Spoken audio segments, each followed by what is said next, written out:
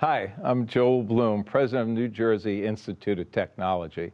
At NJIT, we believe that not only our students, but all citizens need to be informed about the issues facing higher education.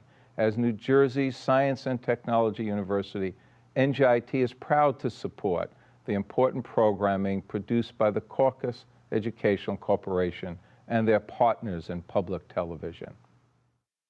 Funding for this edition of One-on-One with Steve Adubato has been provided by the Russell Berry Foundation, the Ohlendorf Center, Cohn Resnick Accounting, Tax and Advisory, where forward thinking creates results, the Fidelco Group, Fedway Associates, United Water, making the planet sustainable is the best job on earth, and by New Jersey's credit unions, banking you can trust. This is One-on-One.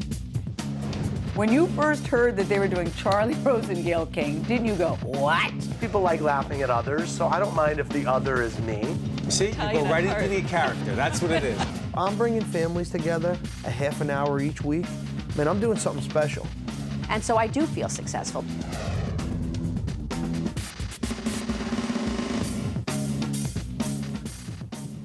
Hi, I'm Steve Adubato. It's my honor, my pleasure to introduce an old friend. It's part of our series called Gone But Not Forgotten. Major General Clark Martin, retired, but he's the chairman of the board of the New Jersey Vietnam Veterans Museum Foundation. Good to see you, Clark. Good to be here. Thanks, Steve. We knew each other in a previous life. We did. When you were down in the halls of the state capitol, representing different interests as a lobbyist. Mm-hmm. And I served in a short tenure in the state legislature. But we get to know each other in this situation when you represent this great organization. Describe the foundation and the museum. Well, the foundation was formed in the early 90s to raise money to build a memorial wall, which we have 1,563 names of New Jerseyans killed or missing in action in Vietnam. And also for the Education Center, which has morphed into a museum. You know, you served when? Curious about this. Your service, when was it? Well, I was on active duty for 6 years, but I was in Vietnam from 67 to 68. Clark, what is it about? I was actually watching a special the other day on our good friends over at CNN are doing a special on the 1960s. And they were doing obviously a lot of it about Vietnam. Mm. And so much of it was about public opinion at the time. It was so much against the government and the decisions being made about the war in Vietnam. But then you begin to realize that a lot of that negativity about, or public opinion about the war, became negative feelings toward veterans. And I sit there saying, but that makes no sense. All these years later, is some of that still there? No, it's all gone, thanks mostly to Vietnam veterans who had to endure the sufferings and the insults when they came back from the war. An unpopular war morphed into unpopular veterans. I escaped all that because when I finished in Vietnam, I went straight to Germany. Well, I stopped off in Sacramento to get married, but we went straight to Germany to a squadron that was all Vietnam veterans or pilots who were about to go to Vietnam. So overseas, all I did was read about it. But it was amazing to me that that public opinion turned so sharply against us. And I remember in 1965 when President Johnson built up, the public was behind the war 100%. When I joined the Air Force in 1966, the public was behind it. When I went off to Vietnam in 67, the public was behind it. When I came back in 1968, the public had totally turned against us. We had, remember the riots in the Democratic National Convention in Chicago, those guys?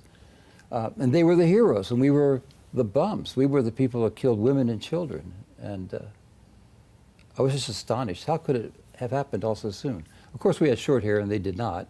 Maybe that was one of the differences. Yeah, but the reality is you were just simply doing what it is that our country has asked. You know what's so interesting is that in Afghanistan and Iraq and other places where young men and women and others fight on behalf of our country, mm-hmm. they are not drafted. Many of the young men were drafted. Oh, sure. They had no choice. And so their lives were cut short. Mm-hmm. And those who lost their lives, and then others whose lives were never the same, they had no choice. And then they're treated like pariahs. So now go back and talk about the work you're doing now. Talk about the foundation and how it's working to every day try to turn that around and educate folks. Well, our mission is to preserve and honor the 1,563 New Jerseyans who were killed, so that people will understand what they went through, and it's a really touches the heart part of the museum. We have a timeline about Vietnam, which starts in, 1 BC, but it telescopes through the 60s. So As you talk, they're going to show some of the shots of the wall, but go ahead. Yeah, it telescopes through the 60s all the way to that day in 1974 when Saigon fell. Yes. So you get to get an idea of what was going on in Vietnam and what was going on in the United States concurrently. So that's interesting. What touches the heart is the circle of letters. Letters written by, well, every letter is written by somebody killed in Vietnam. So when you understand that, you can't get through too many of those letters before you get very, very sad. And we also have a theater with histories, video histories, and testimonials. You've been the chairman for several years now, 3 years. 3. There are corporations who support this effort, individual citizens. By the way, go on the website, not just to find out information, but to also find a way where you can be helpful. That's what this series, Gone But Not Forgotten, is all about, that the Caucus Educational Corporation is producing in cooperation with our partners in public broadcasting, WNET and JTV. That's why we're doing this. Mm-hmm. Why are you doing it? Personally. Why are you doing it personally? I'm doing it. Initially, I did it because a legislator asked me to do it, and you can't say no in my line of work. And also, I'm one of the few Vietnam veterans in Trenton. And then I just became more and more involved when I learned about the mission.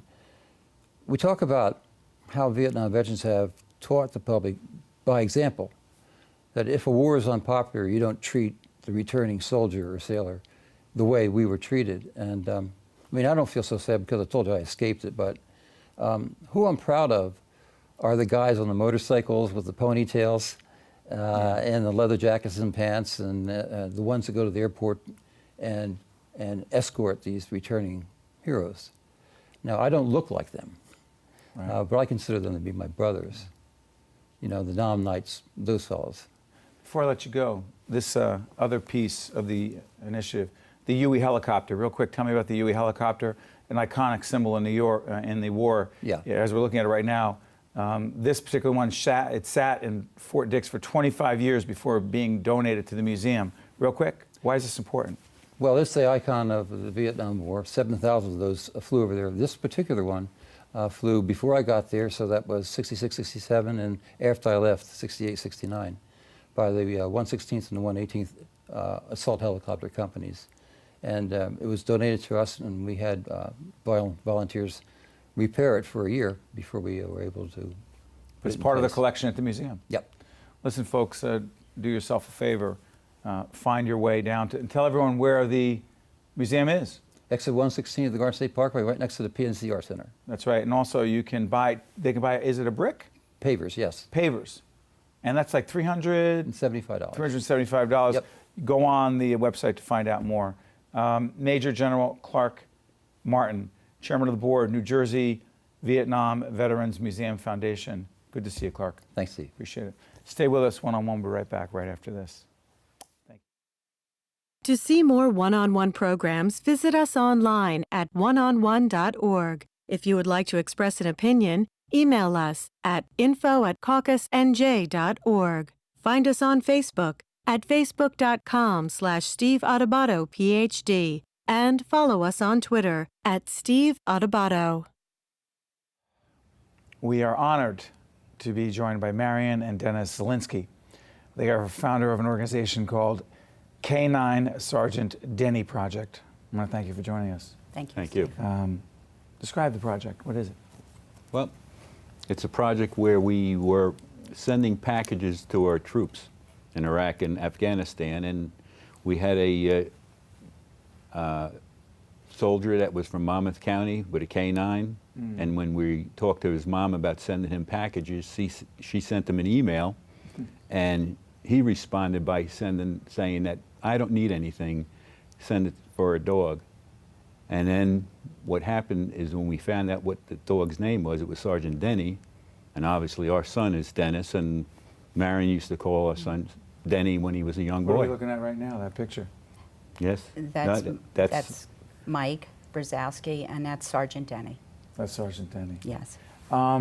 It's so interesting. Tell us a little bit about the background as to how you got into this and why you care so much. Well, our organization was established because when my son went off to his first tour in Iraq. Talk about your son. Wonderful young man, very giving, loving. You know what, if I gave a protocol to God of what I expected in a child, I couldn't have gotten a more perfect child. What are we looking at? And that picture was taken in Tennessee, in Nashville. That was the night before he actually deployed. All the troops went and met at a local bar there. And it was a fun night, a lot of expectations of them going off and coming home. And things didn't turn out that way. No, no. And so, as we look at another shot of your son, so this happens, and you lose your son. And families decide to deal with it in their own way. And those of us who have never been through that can't even comprehend it. You decide to do something different.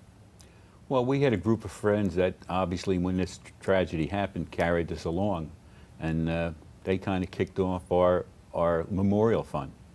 And we have just carried it forward and do a number of different projects to support our military men and women. Why? Why? Because they need it. They need people not to forget the sacrifice that they do and how important they are to our country. They're our valuable asset, our young men and women that volunteer, that put their life on the line every day for us. And unfortunately, I think some of the public are busy with their lives and forget about them. Which is why we, in fact, started this series called Gone, But Not Forgotten. This is, for those of you who watch One-on-One on a regular basis, you know this is not the only segment, only interview we've done on this topic. And as long as we continue to receive the underwriting dollars to do it, we'll keep doing it. That's wonderful. Well, no, it's wonderful what you're doing. What kind of reaction have you gotten from the families that you've helped? What kind of reaction? Well, sometimes very excited, other times very humbled. Our soldiers don't look for anything but a thank you. And sometimes when we've helped individual soldiers, they would say to us, oh, well, help somebody else who needs it more. And you learn a lot from them. You know, we team up with other organizations to throw a Super Bowl party down at Walter Reed. And there's no negativity. No negativity. No resentment. negativity, resentment at all. And we're talking, a lot of soldiers have catastrophic injuries. So much so that sometimes I have to run into the ladies' room and cry, wash my face to come back out. You won't do it in front of them? No, absolutely not. They don't want pity. They don't. But the other thing that's interesting about the organization is the canine aspect of this, the dog aspect of it. The dogs are huge. Talk about that. Absolutely. Well, certainly. I mean, they're a big support of our military operation. I mean, they protect our men and women. And I think they've been around for years, and I think they've been overlooked.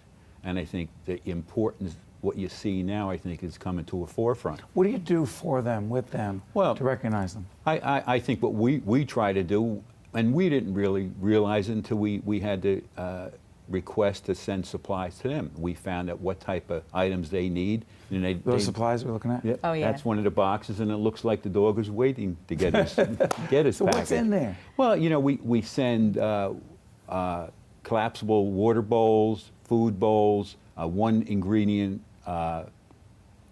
treats that are made in the dog games? Well, Yeah. we have Toys. We send Toys, toys right. to them, and anything to keep them occupied. Obviously, they have a stressful, when they go on their missions, they have a lot of stress. When they come back, the soldiers, their handler will play with them, loosen them up, and let them relax. And I think they look, and it's amazing the number of photos that we have received with the dogs looking like they're surprised of And excited. of what they received. What about the dogs who later on are connected with soldiers who need each other? Well, we actually got in contact with a sailor from Earl, and he travels with me with his service dog. And he's Purple Heart, and his dog is Purple Heart. And Tell folks what that means who may not understand that. they were both injured in Afghanistan. And the soldier was returned home, and the dog was treated in Germany, and the dog was sent on to Spain. But there's a bond there. And when the dog was going to be retired, they offered it to him. And you have to individually pay to have the dog returned to the States. So we were going to pay that cost so that he would have his dog back. So, And, I'm sorry. and another organization said, well, you save your money to help something else. We have funds. So they ended up doing, which was good for us because then that left the $5,000 to us so we could help a Let's wounded talk money. warrior. Let's talk money. So people contribute to your organization, all right? Yes. They look right now. They say they want to do it. Yeah. Where's the money go? Well, it goes to all the projects that we have. It goes directly. Goes to your big, huge paid staff? Yeah. No. Tell everybody about that. Well, our organization's run with all volunteers. 100%. 100%. We have a number of benefits that we do during the year that we have people that volunteer that are the heart of the organization. They, many of them didn't know Dennis, but they've listened and They loved did the not know your boy. No. No. They didn't know. Didn't know him. So they don't even know what even got you into this, but they're into it. No, and obviously they've learned as they stay with our organization right. of why we do it and what we're dedicated to our men and women in the military to give them as much support as we can. We are truly blessed because they not only are board members, all of our different committee members are passionate about helping and to make a difference in the lives of our wounded servicemen and women.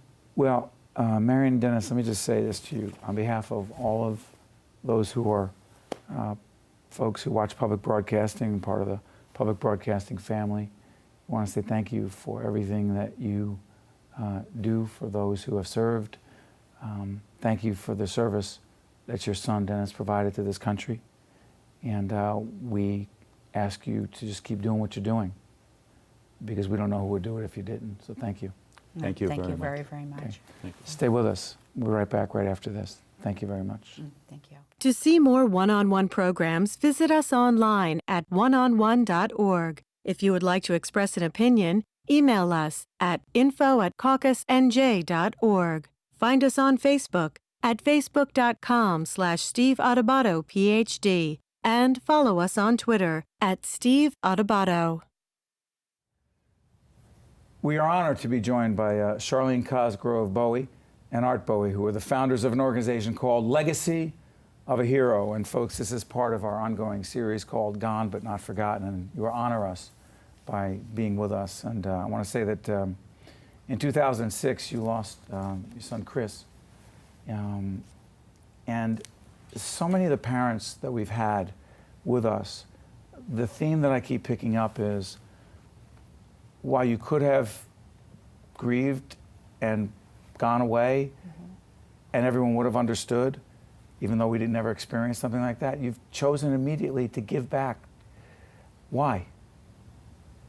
From my perspective, it was the best way to honor Chris. Like you said, it was a horrible, horrific tragedy. And I thought about it, believe me, about just crawling into a hole and, just living there for the rest of my life, whatever life there was. But I thought that Chris would be prouder if we did something in his memory. What was he like? We're showing pictures of him. He was a joy, the pride of my life. Very happy, very friendly, very social. He loved history. He went to Monmouth University and he majored in history and came home, and that just enlightened him. I don't know what words to say, but he was a joy. and he loved being a Marine. And he would be proud of the organization that you formed. Absolutely. I think so, yes. Talk about the organization as we put up the website, Legacy of a Hero. We put up the website so that people can find out more, so that people can contribute, so people can volunteer. Talk about the organization. Well, we're a small organization. All the workers who are involved are volunteers. There's no salaries. A lot of the people, we both worked for Prudential. A lot of the people who volunteer to work with us are from Prudential. One of the guys, Matt Corine, he's a veteran himself. In fact, I think he went to West Point. And Prudential's been a big supporter of the organization. Very much so. John Strangfeld, the CEO, huge supporter of veterans and families who are dealing with some of the issues we're talking about right now. But volunteers, right? Volunteers. Yes, we're all volunteers. And so someone contributes. Tell folks where that money goes. We've sent money to various different men who they're either in the hospital or they've been released from the hospital.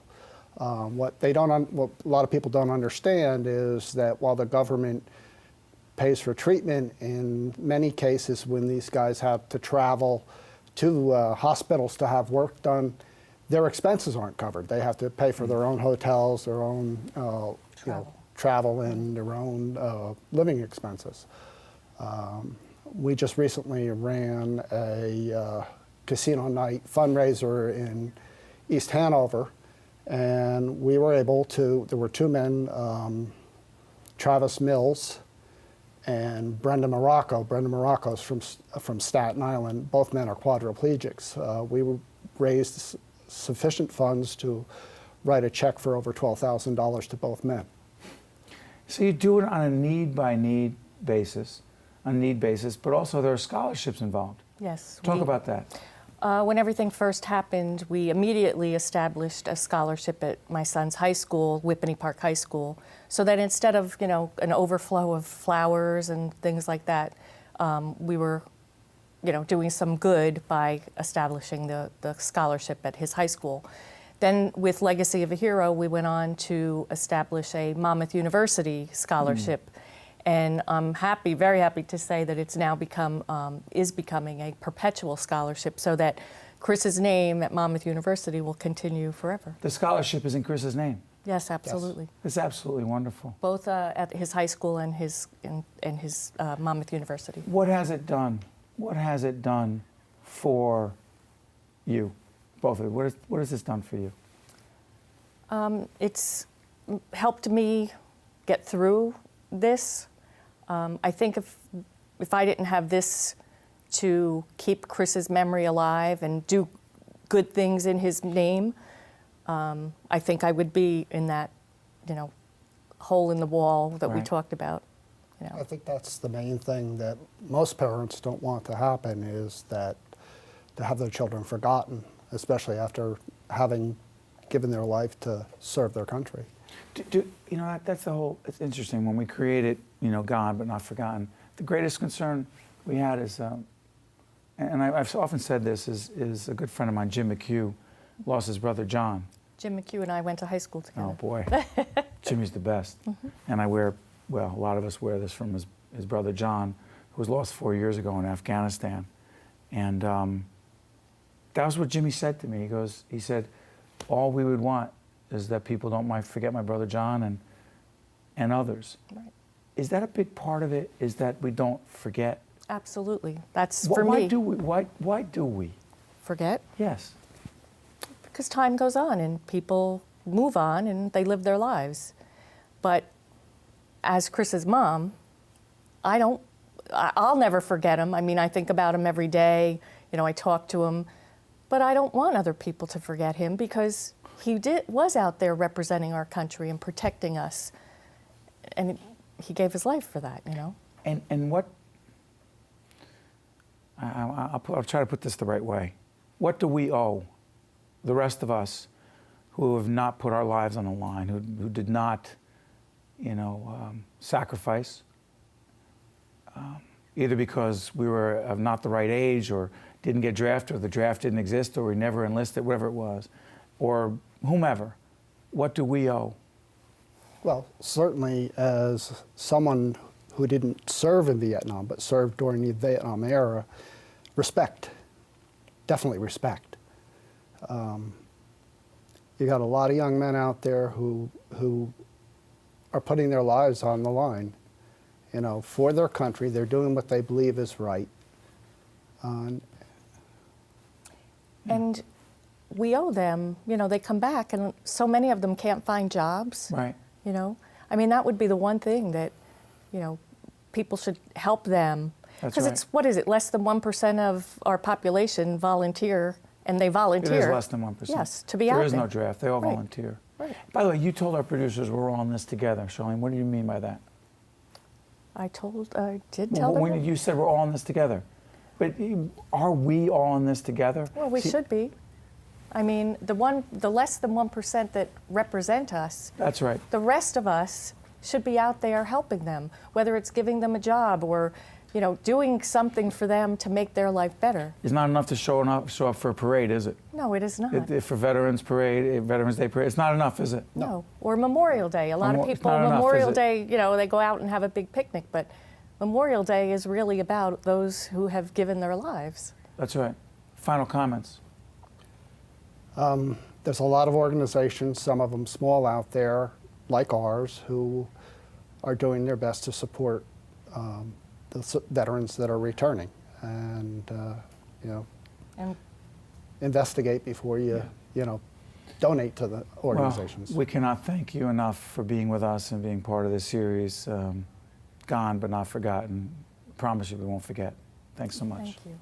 One-on-One with Steve Adubato has been a production of the Caucus Educational Corporation, celebrating over 25 years of broadcast excellence. Funding for this edition of One-on-One with Steve Adubato has been provided by the Russell Berry Foundation, the Ollendorf Center, Cone Resnick, the Fidelco Group, Fedway Associates, United Water, New Jersey's credit unions. Promotional support provided by the Star Ledger, powering NJ.com, and by NJ Biz, all business, all New Jersey. Transportation provided by Airbrook Limousine, serving the metropolitan New York, New Jersey area. One-on-One with Steve Adubato has been produced in partnership with St. Joseph's Healthcare System. There is a place that pushes beyond traditional thinking to take medicine further than ever before, where science and creativity work together to give heart and cancer patients new possibilities, and researchers discover options for children who once had none. A place that proves every day that impossible is just an opinion. Hackensack University Medical Center, where medicine meets innovation.